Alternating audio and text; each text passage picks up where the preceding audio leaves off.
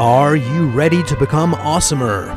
Hello everyone, this is Umar Hamid, your host, and welcome to the No Limit Selling Podcast, where industry leaders share their tips, strategies, and advice on how to make you better, stronger, faster. Get ready for another episode.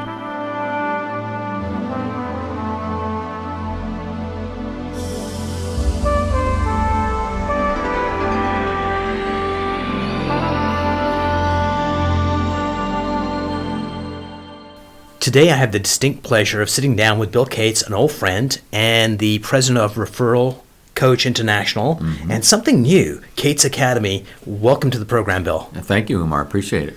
So we met a gazillion years ago when a mutual friend, Dr. Wolf Rinke, said, Bill, would you please meet with Umar? And you were generous enough to take me out for lunch and sit down and give me some guidance way back when. Thank you so much for doing that. You're welcome. How was lunch? I don't remember. I remember the conversation. Don't remember lunch. I don't either.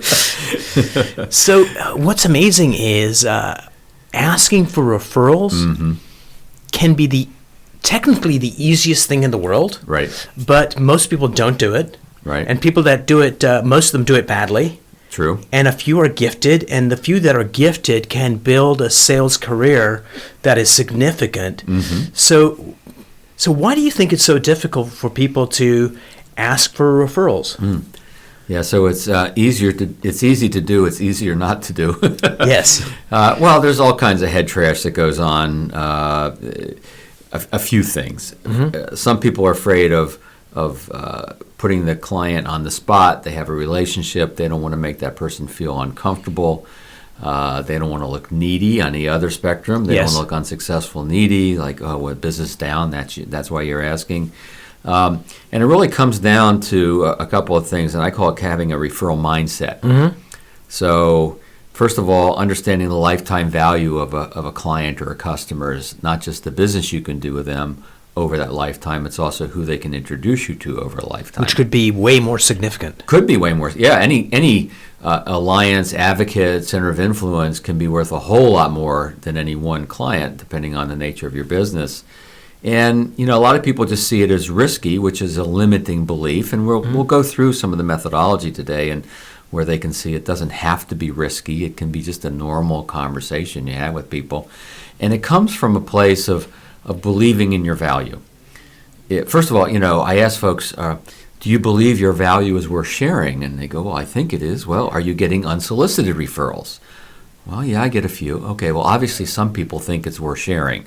Right. And that's what it's about. It's about paying it forward, help me help others. And so let's kind of backtrack there a little bit.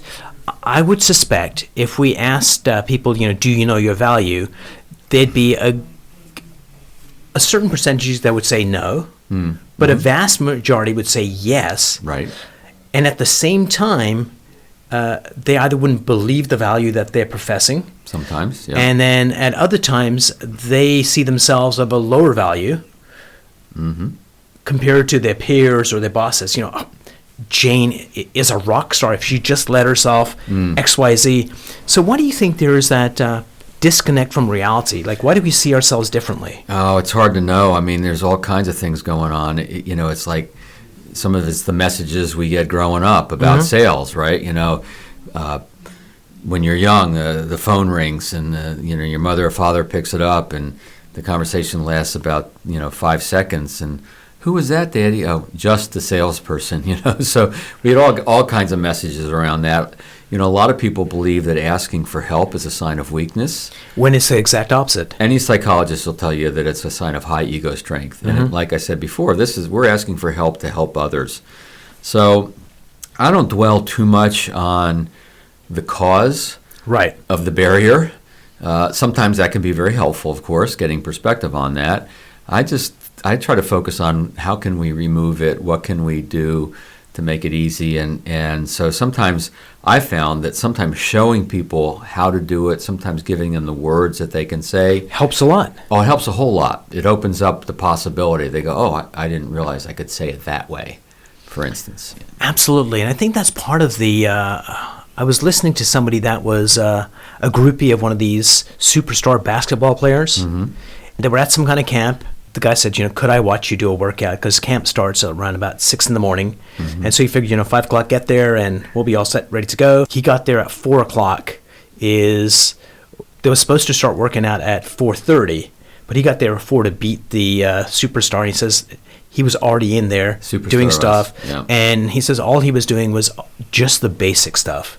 Right. He says, why are you doing basic stuff? Of course, the answer is, that's why I'm a superstar, is because that. And that's what you teach people is, hey, here is the system that's proven, predictable. If you do this, you will grow your business. It's true. It's not rocket science. It's just, there was a little book put out a long time ago, mostly in the insurance industry, by a gentleman by the name of Albert Gray. And he says, the successful people are people who will just do what the less successful people aren't willing to do. And he says, have you made the unconscious decision to focus on pleasurable methods rather than pleasurable results? And so when you're focused on the activity and whether it feels comfortable versus focused on the result you're trying to achieve, that's a big shift in perspective. And quite often Absolutely. You will do what maybe feels uncomfortable now, but in a little bit of doing it, it won't feel uncomfortable at all. So let me ask you, do you remember where you were when you got to that section in the book? Of Albert Gray? Yeah. Oh, well, the book is so small, Umar. Yeah. It's like about, it's a pamphlet almost. Brilliant. Condensed down wisdom. It's called The Common Denominator of Success. And do you still have it by any chance? I don't know. That's a good question. I'll look for it online, see if it's there. Oh, you can probably find it, and you may find someone, if you just Googled it, and you'll probably find a PDF of it somewhere, because it was written like in the 20s. I'm sure the copyrights have expired and all that stuff. So, Bill, why don't you walk us through your program? Like, what are the things that people need to consider, and what's the process of getting referrals? Sure. So we've kind of covered the first part. Whenever I do a workshop or a seminar, I always start with the mindset, because before we get to the strategies and tactics, if you don't have the right way of thinking, it won't even be. No, absolutely. It won't matter. So think of it really almost as a wheel, if you will, because it actually creates a perpetual flow. The first, and we can go deep in each one, the first one is engagement, client engagement. And that's about being referable. Yes. And generating referrals without asking and becoming more referable. The second one is leverage. So that's promoting introductions, referrals, asking for introductions, and then connection and getting connected, getting introduced. And so when you create engagement and become more referable, and then you leverage that for some introductions, and then so the first part of the wheel is engagement, and that's all about being more referable, becoming super referable, so you get referrals without even asking. Then the second is leverage. It's promoting introductions, asking for introductions in a way that's not pushy, that's appropriate. And then connection, meaning we got to get introduced. These days, referrals, the referred lead, call George, use my name, they're pretty worthless because George doesn't pick up his phone. He's wondering why a friend gave his name out. So we got to get introduced. We got to get connected. So what happens is you create engagement, you leverage it, you get connected. With a new prospect, you create engagement, and then the circle just keeps going, and leverage, connection, engagement, and it's a perpetual flow. So let's get back to engagement. So walk me through an example of one of your students where they started doing this and how they got engagement. Sure. So there's three parts to the client journey or the customer journey. That's what I call the client, the prospect experience. They're not yet a client or customer, right? But there's that courtship of determining is it a match, etc. Then there's the onboarding, the new client or new customer experience, how you onboard them into your world and give them kind of a wow experience. And then there's the ongoing experience that you provide over a long period of time. So I learned from actually one of my clients a long time ago, a guy named Mitch, about the different things that he did to create the sense of engagement early on in the new prospect experience. And there's a couple of things he did that have just stuck with me and become part of my system. So much that I teach is I've learned by teaching this to others, right? And first of all, he talks about expectations in the relationship, even before the relationship is confirmed. Right. He said, let's imagine that we've been working together on this project or whatever relates to the product for a year. How will you know we've been successful? What's your measure of our success working together? Or if you could build a perfect financial advisor, what would be the attributes of that person? So it's talking about expectations, and what that does, it creates a lot of trust. It's a trust-building conversation, and that's what we're trying to do quickly in a new relationship. Another thing he used to do, and people have been talking a lot about this lately, but I learned this from Mitch over 20 years ago, is his client-focused why he believes in his value, and sharing that with prospects even before. He finds that just by talking about who he is and what drives him and what motivates him to bring his value, helps him acquire more clients because he becomes more real to them. Right. And that creates engagement.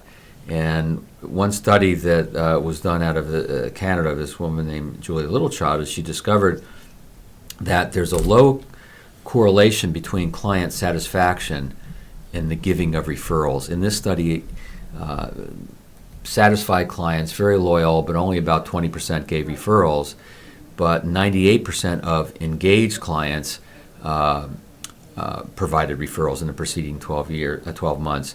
So what's an engaged client or engaged customer or an engaged prospect? Is someone who connects with your value, meaning they like the things you teach, they like the questions you ask, they like your responsive service, all the value-oriented aspects of what you do, but they've also connected with you as a person.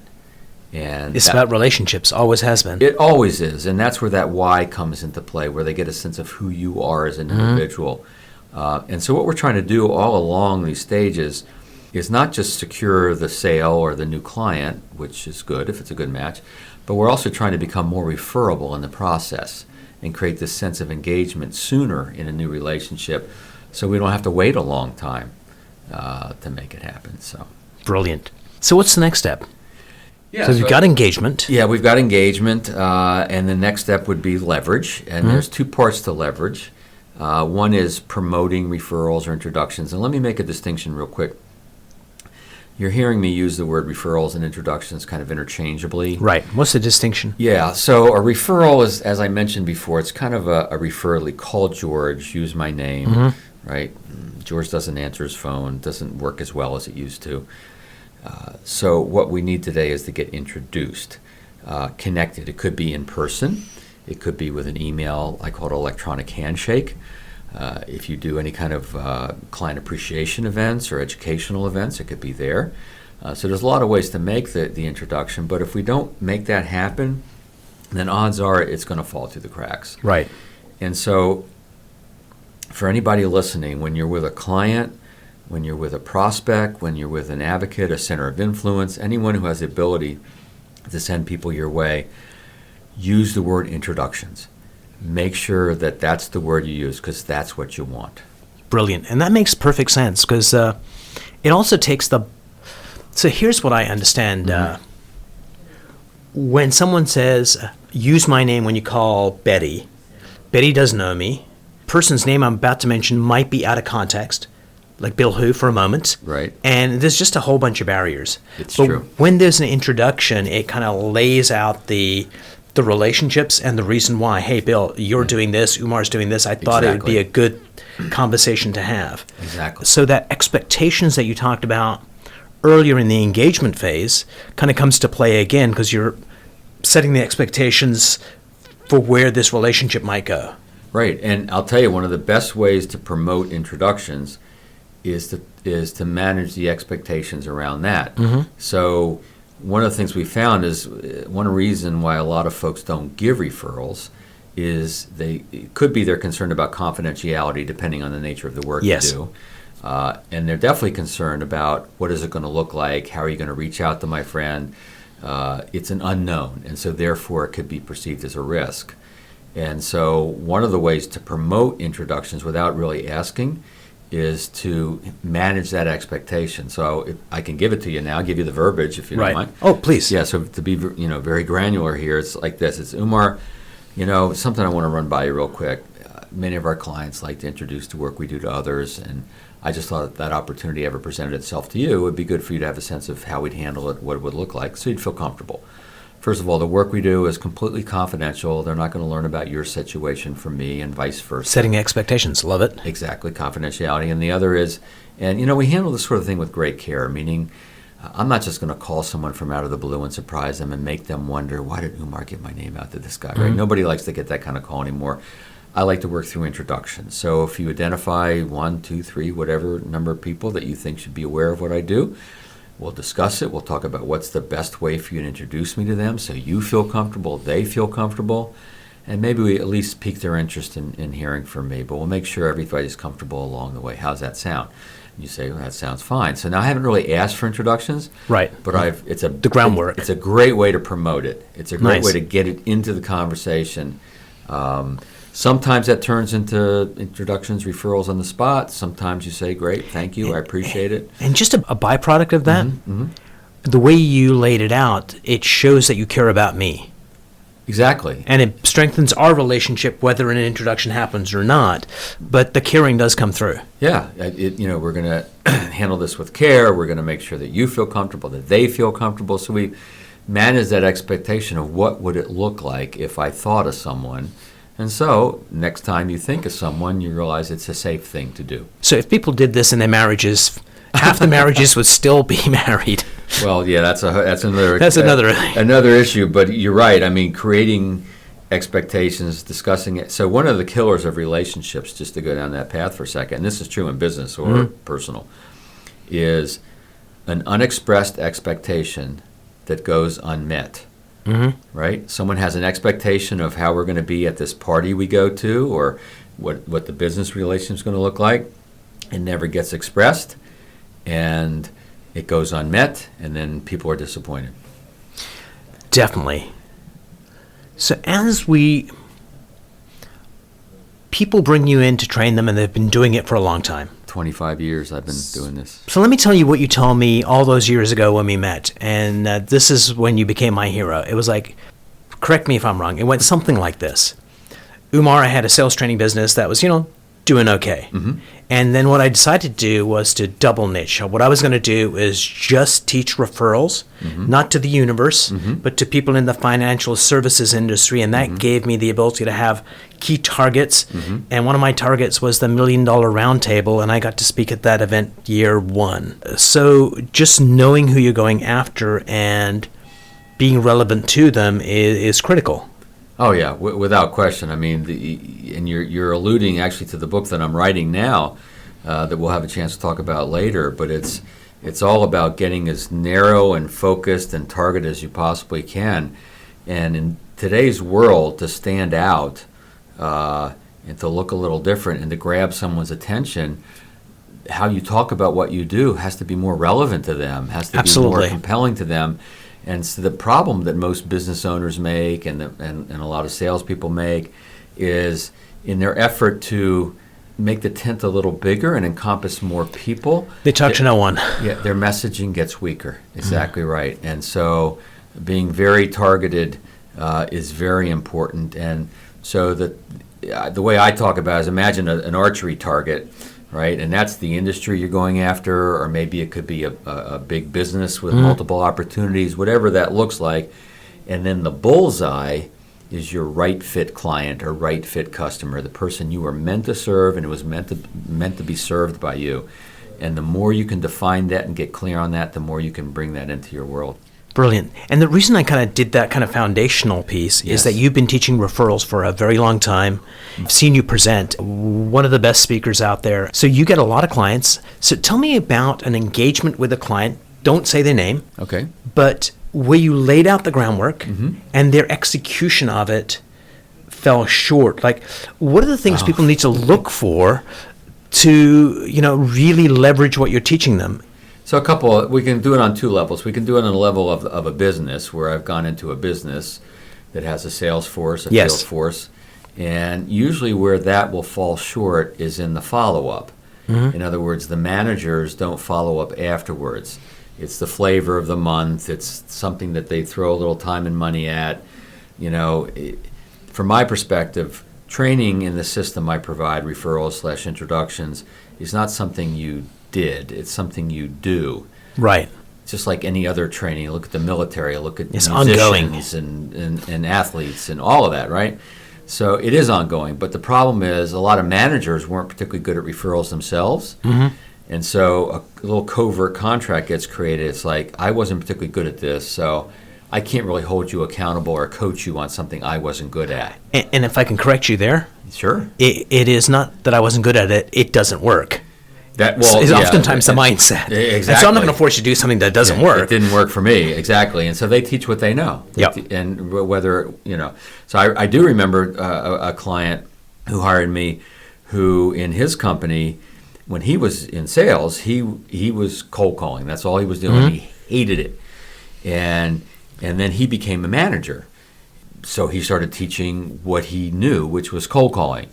But he hated it. And everybody he taught hated it.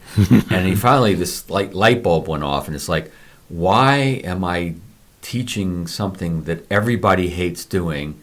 And that's when he made a decision to create a referral culture within his business, which is what I helped him do, so that now they're doing things they like to do, and it's all relationship based, and it's not just all these bad leads and cold calls and all this sort of stuff.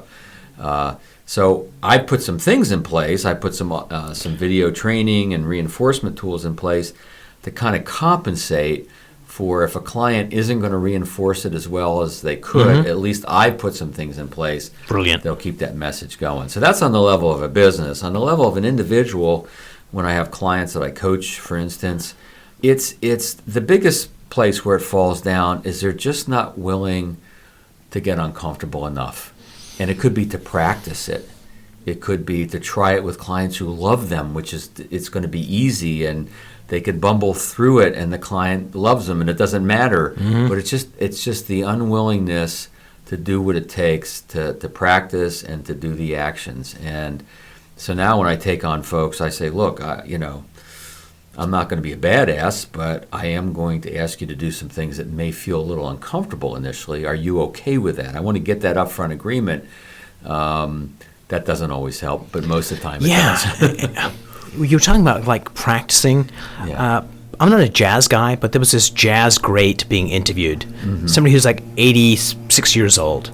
The young fellow that was interviewing him was saying, basically now, you probably don't even have to practice. Gus says, actually, it's my favorite 4 hours of the day. Mm.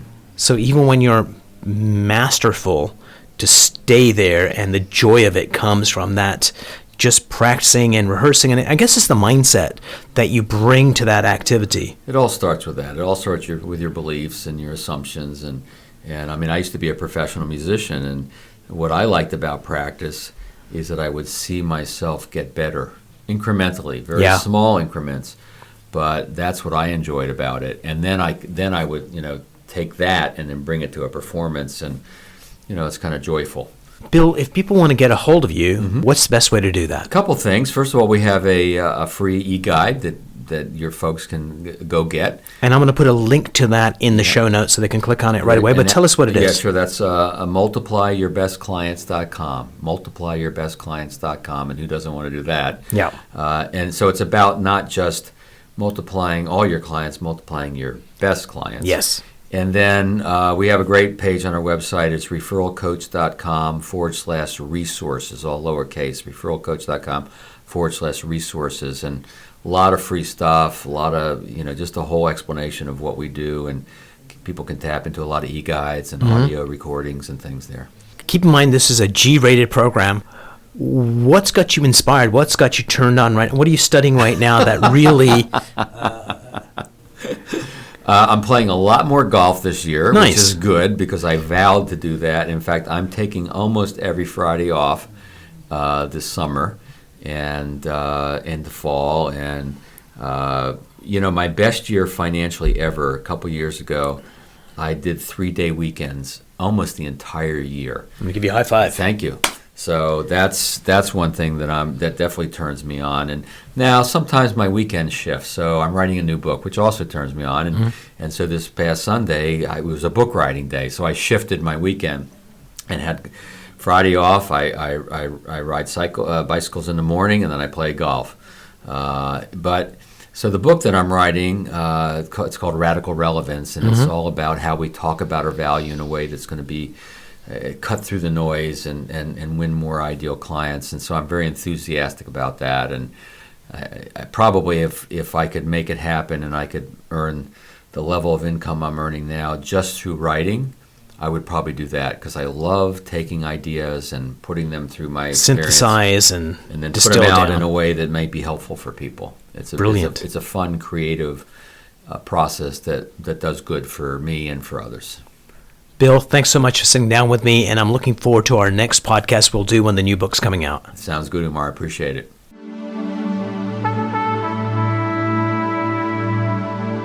If you enjoyed this episode, please go to iTunes and leave a 5-star rating. And if you're looking for more tools, go to my website at nolimitselling.com. I've got a free mind training course there that's going to teach you some insights from the world of neuro-linguistic programming, and that is the fastest way to get better results.